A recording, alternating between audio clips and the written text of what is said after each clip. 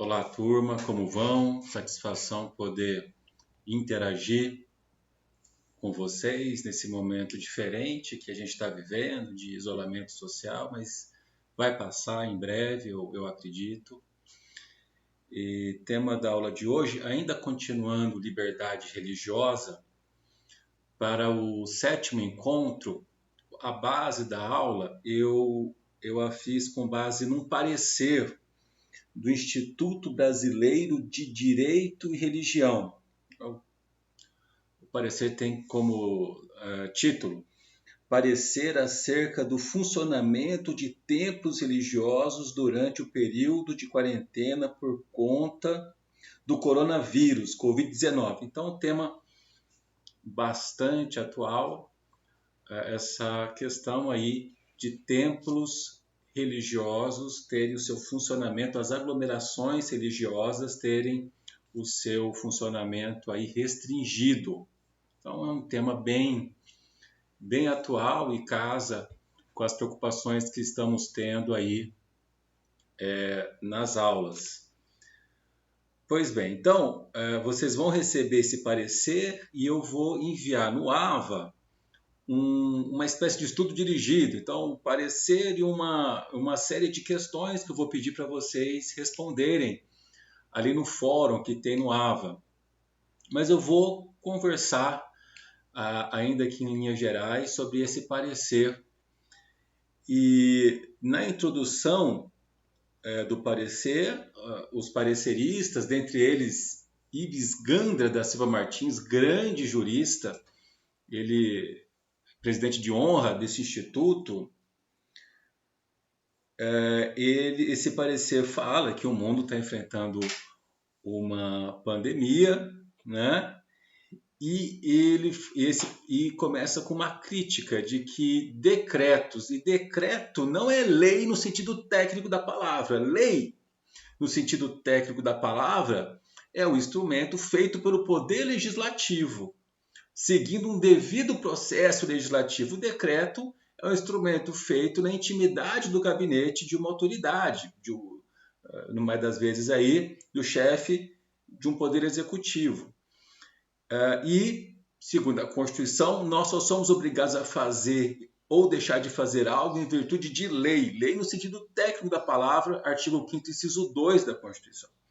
Então, na introdução, o parecer critica decretos de governadores, de prefeitos que seriam desproporcionais, que violariam a liberdade de religião. Liberdade de religião que, como nós vimos no quinto encontro, é um direito fundamental, consagrado na Declaração Universal dos Direitos Humanos, no Pacto de São José da Costa Rica e na nossa Constituição. Nós vimos isso em encontro anterior, né? Então, a Declaração Universal dos Direitos Humanos diz: toda pessoa tem direito à liberdade de pensamento, de consciência e de religião. Esse direito implica a liberdade de mudar de religião, assim como a liberdade de manifestar a religião ou convicção sozinho ou em comum, tanto em público quanto em privado, pelo ensino, pela prática, pelo culto e pelos ritos. E falar de liberdade de religião, em linhas muito gerais, é a liberdade que a pessoa tem, ou não, de reverenciar coisas sagradas. Em linhas muito gerais, isso é reconhecido como um direito fundamental e, como tal, um direito intrínseco à dignidade da pessoa humana. Pois bem, no tópico do direito à liberdade de consciência e crença e religião, é o tópico abaixo da introdução lá do parecer, os pareceristas se referem ao que eu acabei de dizer, de que a liberdade de religião é intrínseca à dignidade da pessoa humana, e fala de neutralidade positiva, tema que provavelmente nós vamos ver talvez na próxima aula. O que seria essa neutralidade positiva, que tem a ver com laicidade colaborativa? Talvez a gente se debruce mais sobre esse tema aqui. Então, e nesse tópico, os pareceristas dizem que, em geral, as organizações religiosas têm orientado seus fiéis a fazer isolamento social.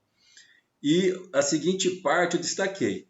Os casos em contrário são exceções, podendo ser o judiciário acionado em casos extremos de falta de cooperação, como deve ser feito quanto a qualquer ajuntamento religioso ou não religioso durante o período de quarentena estabelecido pelo país.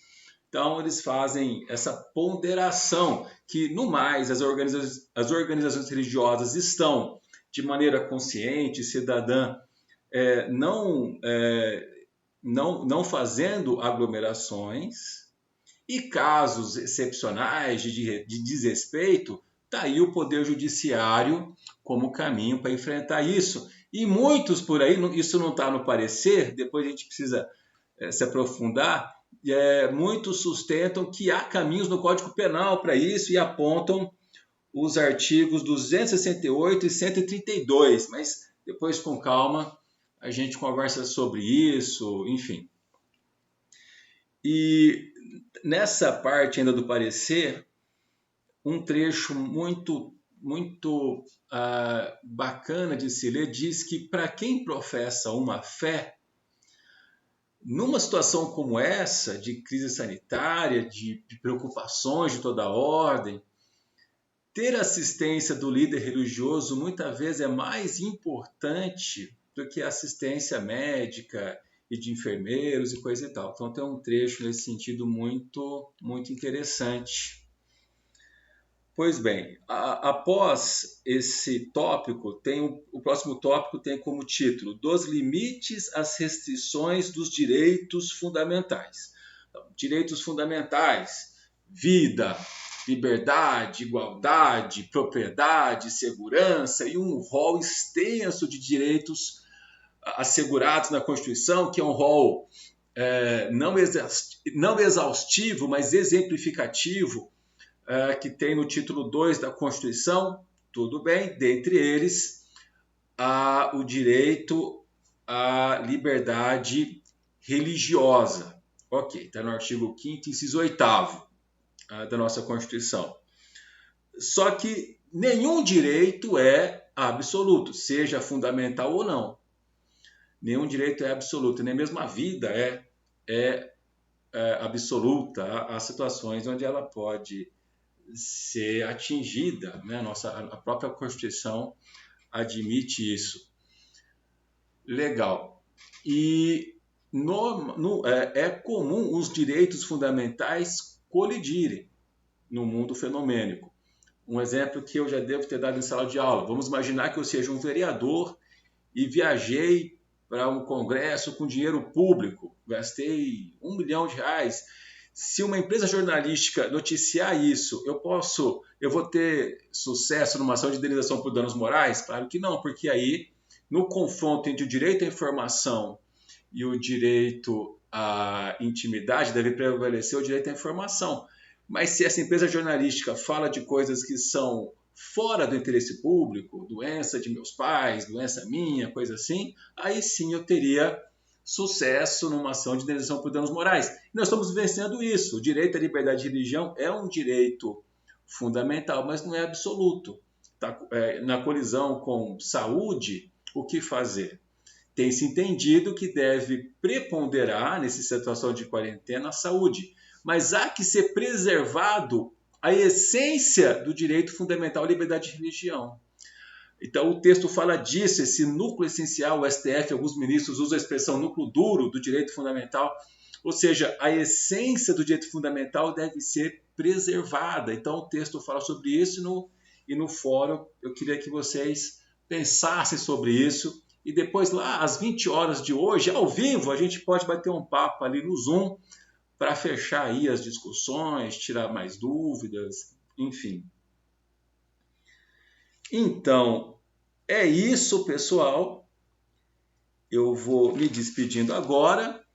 Lá pelas 19 vai estar no AVA o material para vocês trabalharem. E às 20 horas eu mando um link antes para a gente conversar ao vivo, utilizando o Zoom, né, desta feita, a respeito da matéria, a respeito do texto, as perguntas que eu fiz. E é isso, pessoal. Vocês têm até a semana que vem para fazer isso, mas vamos aproveitar hoje, os que puderem, para a gente bater um papão aí e tirar dúvidas e conversar. Acredito que vai ser enriquecedor. Valeu, pessoal. Grande abraço.